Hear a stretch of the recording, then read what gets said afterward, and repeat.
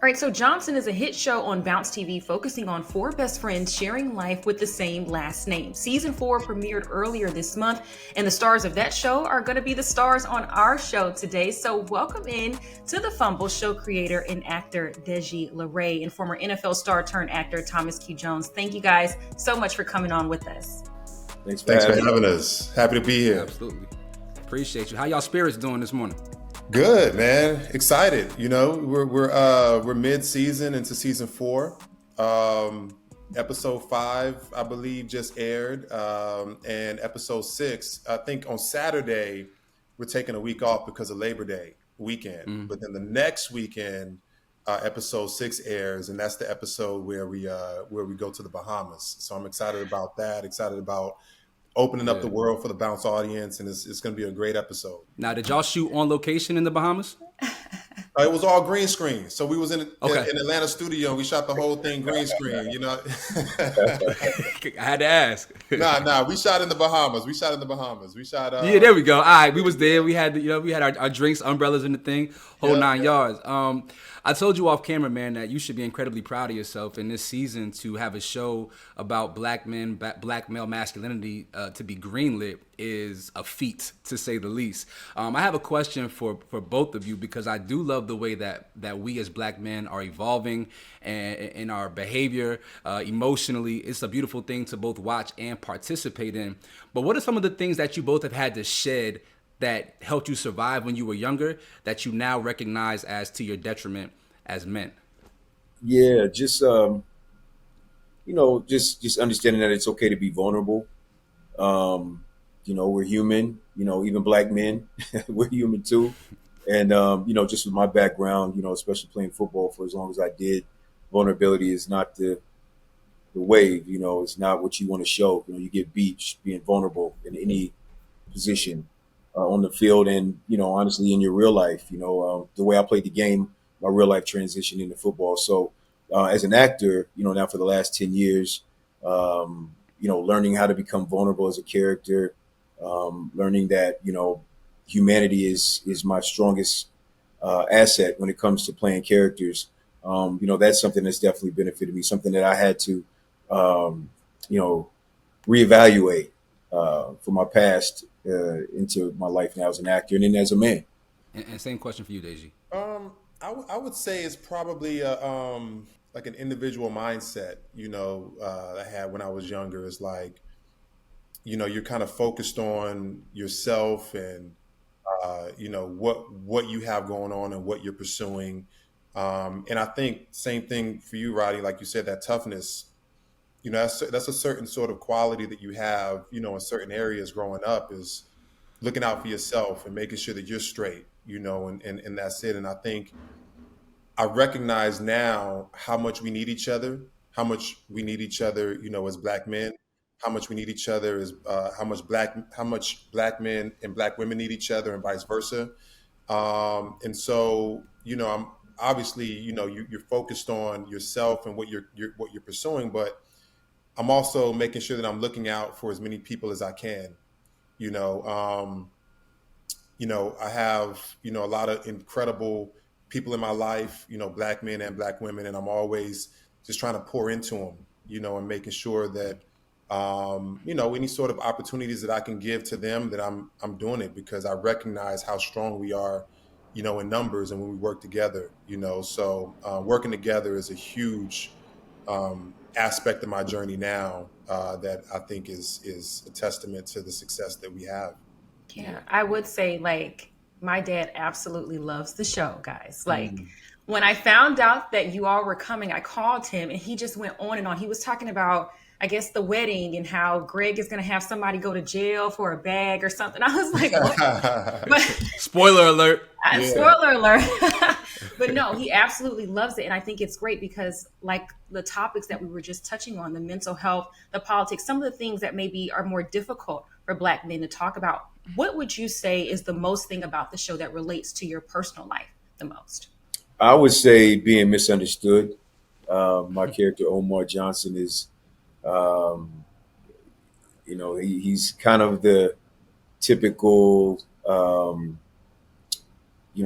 kind of stereotypical black man that you would expect him to be. You know, he's um, muscular. He's got tattoos. He's presumed aggressive, assertive. Um, you know, and I guess when it comes to playing that character um, in real life, I'm nothing like that. But I am misunderstood in real life. Sometimes the exterior is what people judge you off of, and once they get to know you, then they realize, hey, this person's a teddy bear. So playing Omar Johnson on this show is like second nature for me. It's a great character for me to play. He's a very complex character. He has a family, he has a son, he has a wife, and he has real life issues like everyone else does. And it's interesting to see how he goes about resolving those conflicts. But yeah, misunderstood is definitely what I say about my character Omar. I would say, you know, the one thing that I really love about this show is how we show the humanity, when it comes to black men. I think it's no secret that, historically black men on television have been portrayed as, and black women as well, one dimensional. You were there for a certain purpose to kind of serve the larger story, but very rarely are we sort of diving into the whys of why this person is doing this or why he's feeling that or even what he's feeling, the backstory of these characters. And so you mentioned those topics, whether it's mental health, whether it's classism, whether it's, dispelling the myth of the absentee black father, brotherhood, all these things that we discuss on the show. And, you know, are things that we rarely see on television. And so we lose the humanity of black men on TV. And so we give a lot of that. We show black men who are, more emotionally intelligent, that open up and express themselves. They have different perspectives on a lot of things when it comes to life, whether it's politics, whether it's religion. But we all still love each other and we all offer alternative perspectives to how we view the world, and I think that's what makes, the bond strong between these four guys. So I think that's the thing that relates to me the most. To answer your question is these are all things that I personally go through. We all go through, in life, but very rarely do we see that representation on television. And so to see the humanity and to answer the question of why we do what we do or say what we say and give ourselves the chance to evolve as characters on television is very refreshing. I forgot to shout out my guy Philip on the show, man. Like that's my dude right there. We done Thanksgivings together. You guys have Dawn Halfkenny part of the cast. I've known her for like 20 years, so it's a lot of family involved on this show for me. I want to pivot and ask about the business right behind the show because there is a lack of interest in investing into black male-led stories that are not rooted in criminality or hypersexuality from major networks. Why do you think that is, and what are we going to have to do to have more representation of our stories on both the big and little screen? I mean, I think I definitely agree. When you think of black men in the media, it's mostly negative. Whether it's the music, whether it's the content online, whether it's TV shows, it's consistently showing black men as criminals, deadbeat dads. And what's in the media is what people believe. But I think more shows like Johnson, more people who are in positions of power to greenlight and bring some of these shows onto their either production companies, onto their platforms. I think that's what it's going to take. Within our own community. Johnson is a show that's for everybody, but we specifically try to hire as many black men on the set as possible because Deji and I look at this as an opportunity to be mentors as well, not just have our own show and produce it and be actors. So we have black men on the set. We show them the ropes. We mentor them, whether they're PAs, whether they're they work in the music department, whether they work in sound, whether they work in on the grip team, camera team. We take them and we introduce them to how we put a pilot together, how we came together as two black men with an idea and a passion and vision, and created a show that spoke to positive male black representation and kind of encouraged them to do the same thing. So I think it's just going to take more people to see the value in positive black male viewership and representation that are in positions of power to to make this thing take off. Yeah, and I think also too the audience has a responsibility as well. I think we have a responsibility as creators to create shows that have better representation. I think that Black women have done an incredible job. Thomas and I talk about this all the time over the past 10 years or so, maybe more, creating shows that represents Black women the way that they want to be seen, in front of the camera, behind the camera. And it's super inspiring to us. And I feel like, we're playing catch up in a lot of ways. Of course, we have different interests a lot of times when it comes to television. We like to watch more sports, or we like to watch shows that might be more crime dramas. I get it. And there's absolutely nothing wrong with that. But we do know that there's an audience for shows that, showcase Black men, going through, what we go through in life. It is very entertaining. It is inspirational. And we found an audience, and the audience is continuing to grow. So I think the responsibility on the audience as well, to make sure that we're watching this content, because we see people saying that they want to see something different all the time. When something is offered, we got to make sure that we tune in and we support shows like Johnson and other shows that showcases Black men and Black women in a positive light as well, or else the studios aren't going to greenlight them. It all boils down to capitalism and money and viewership and all of that. If the viewership isn't strong, then the shows get canceled and they don't get greenlit. Well, let me ask you, Deji, do you feel like it's more challenging to galvanize the Black male demographic than the Black female demographic? It feels like at times we are resistant to showing up and supporting each other in the way that Black women do. They've cultivated an environment, they've nurtured a space of protection and amplification of the works that they do, right? And they work collaboratively, whereas we work for a championship on the football field, but off the field, sometimes our egos get in the way of us working in the same way in which they do. Do you find that we are a little bit more of a challenging audience base? I think so. I think the answer to that is yes. And I think for good reason, though. I think that, Black men, we're a little skeptical when we see images of ourselves on television. It's like, where is this going? Because we've seen so many times in the past where, oh man, that ain't how I talk, that ain't how I act, that's not what I would say, that's not what I would do in that situation, that's not real, that doesn't represent me, that doesn't represent anybody that I know.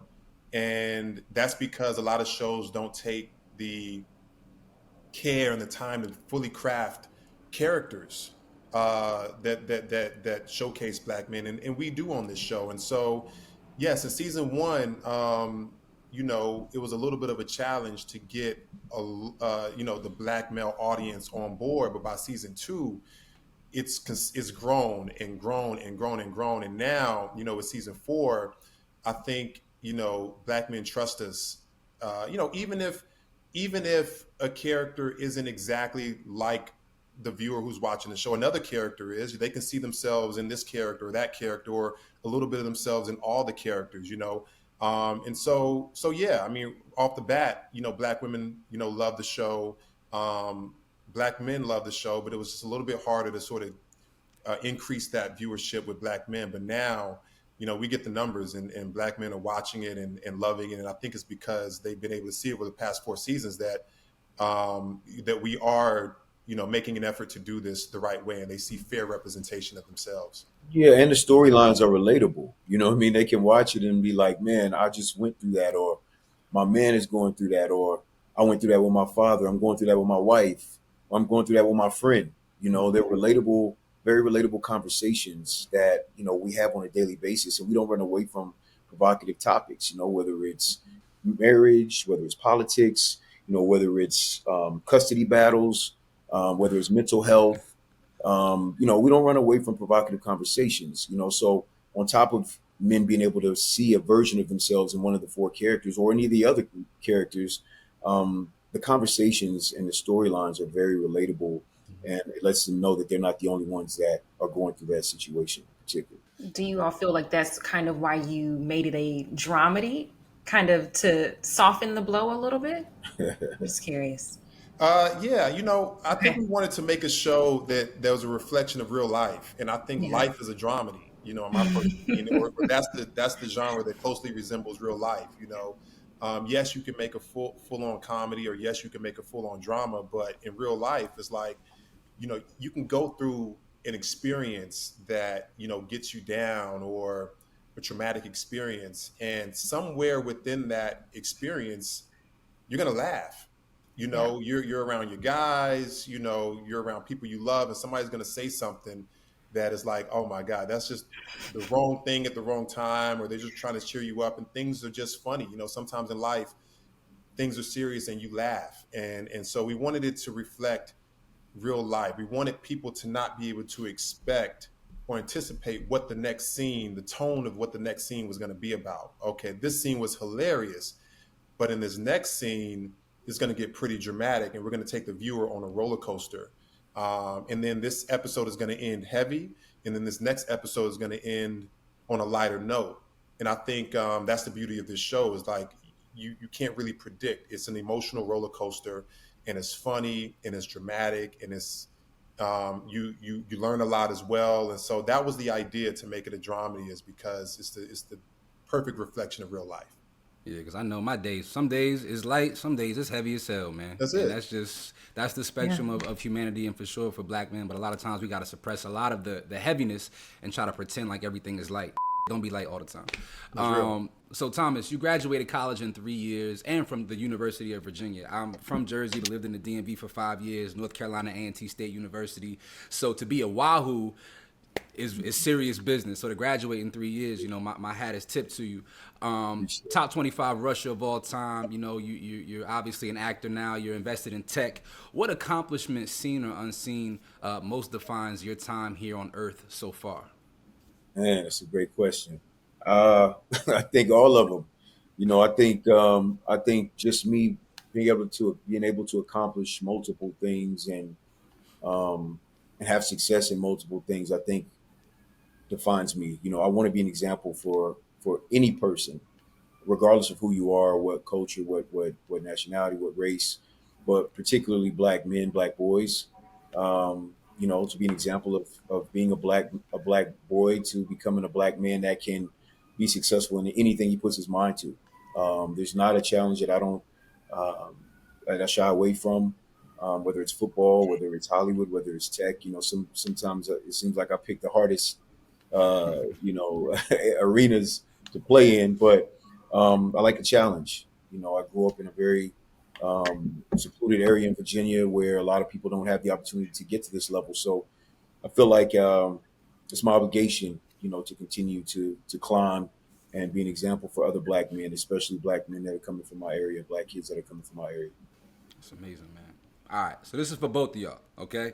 We got Ed Too Tall Jones, O.J. Simpson, Lawrence Taylor, Jim Brown, Terry Bradshaw, Nnamdi Asomugha, several others as well. I'm not going to include The Rock because that'd be cheating.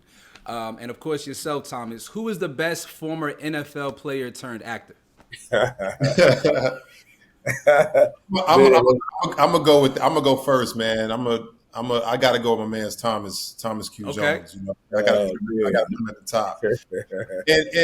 And obviously, man, you just mentioned some greats. Jim Brown, man, come on, man. But I think it's because I see Thomas's work ethic and I see it every single day. I'm biased when it comes to that, so I'm gonna separate him out that bunch, or just give him an honorable mention, however you want to put it. This dude works hard. He said he picked two of the toughest arenas to play in. Obviously, he made it to the top in football, and he's making it to the top in acting as well. I see how serious he is about this craft. This dude was in acting classes, which is something, for years, which is something a lot of people who say they want to act shy away from. He's very serious about, his roles, understanding the backstory of the characters, his commitment to the characters, and he's always trying to challenge himself. And he's one of my favorite actors to watch. You know what I mean? And I'm his producing partner. So anything that we do, I'm trying to put him in. You know what I mean? Like, I'm writing this new script. This is your role. This is your role. Just trying to challenge him. He had a lot of challenges on Johnson, and I've seen him handle those challenges, as well as our new show as well that we have coming out as well. But handling those challenges and really just diving into it and not making excuses. Some really heavy stuff on Johnson that he had to sort of tap into, and he was able to do it, man. So Thomas Q. Jones is at the top of my list for that, for sure. Oh, man, I appreciate it, bro. Thank you. And Deji as a writer, he makes it easy.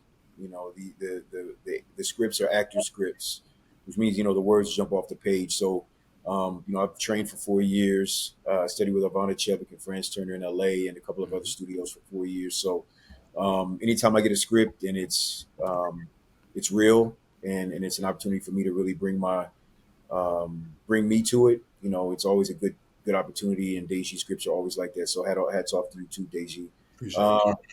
I always appreciate the people who came before me. I'm a student of anything. I was a student of the NFL. Some players I would know from the 30s, from the 40s, 50s. I knew stats. I knew movies. I mean, just like with the actors, I'm a student now. I know what movies certain actors have been in. I'll go back and watch black and white films. So I would have to say, out of the list that you've given, Jim Brown, I would have to say Jim, mainly because, Jim obviously played running back in the NFL and transitioned into acting similar to me. But he broke a lot of barriers with some of the projects that he worked on. Yeah. And I think he really made it valid, for former NFL players to officially turn actor, which is what I've been able to do in the last 10 years or so. So I'd have to say Jim Brown.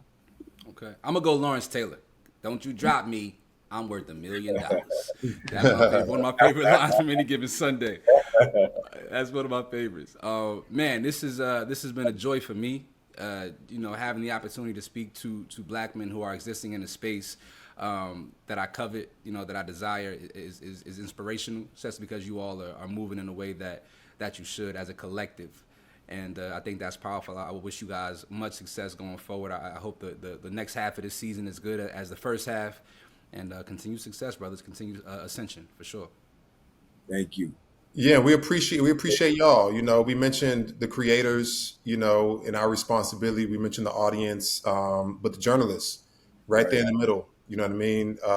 Super important role, instrumental in getting the word out, doing your research, which obviously you all have done, and letting the audience know what's out there, because the audience can't watch if they don't know about it. You know what I mean? Right. So, much love and respect to y'all and this platform, and thank y'all for having us on and letting us, utilize this platform to get the word out for Johnson, for sure. Thank you. Of course. Definitely. Thank you. Thank y'all. Before we get up out of here, gotta let y'all know. So I had a film that premiered at ABFF last year. I would love to be able to send it to y'all. It's about black male experience as a father in this country. So if you got 11 minutes, Thomas, Deji, by all means, I would love to share that with you, man. It's a powerful thing. Please do. Would love to see it, and congratulations. Anytime you get any type of content made in this business, it's a huge accomplishment. So congratulations. Looking forward to watching it. Appreciate y'all, G, man. Thank y'all so much. Yeah.